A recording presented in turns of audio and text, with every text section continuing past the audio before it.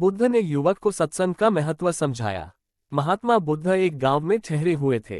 वे प्रतिदिन शाम को वहां पर सत्संग करते थे। भक्तों की भीड़ होती थी क्योंकि उनके प्रवचनों से जीवन को सही दिशा बोध प्राप्त होता था। बुद्ध की वाणी में गजब का जादू था। उनके शब्द श्रोता के दिल में उतर जाते थे। एक युवक प्रतिदिन बुद्ध का प्रवचन सुनता था। एक दिन जब प्रवचन समाप्त हो गए तो वह बुद्ध के पास गया और बोला, महाराज, मैं काफी दिनों से आपके प्रवचन सुन रहा हूँ, किंतु यहाँ से जाने के बाद मैं अपने गृहस्थ जीवन में वैसा सदाचरण नहीं कर पाता जैसा यहाँ से सुनकर जाता हूँ। इससे सत्संग के महत्व पर शंका भी होने लगती है। बताए, मैं क्या करूँ? बुद्ध ने युवक को बांस की एक टोकरी देते हुए उसमें पानी भरकर लाने के लिए कहा। युवक टोकरी में जल भरने में असफल रहा।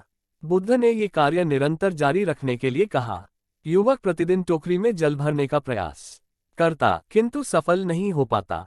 कुछ दिनों बाद बुद्ध ने उससे पूछा, इतने दिनों से टोकरी में लगातार जल डालने से क्या टोकरी में कोई फर्क नजर आया? उद्धरण चिन्ह। युवक बोला, एक फर्क जरूर नजर आया है। पहले टोकरी के साथ मिट्टी जमा होती थी, अब वह साफ दिखाई देती है।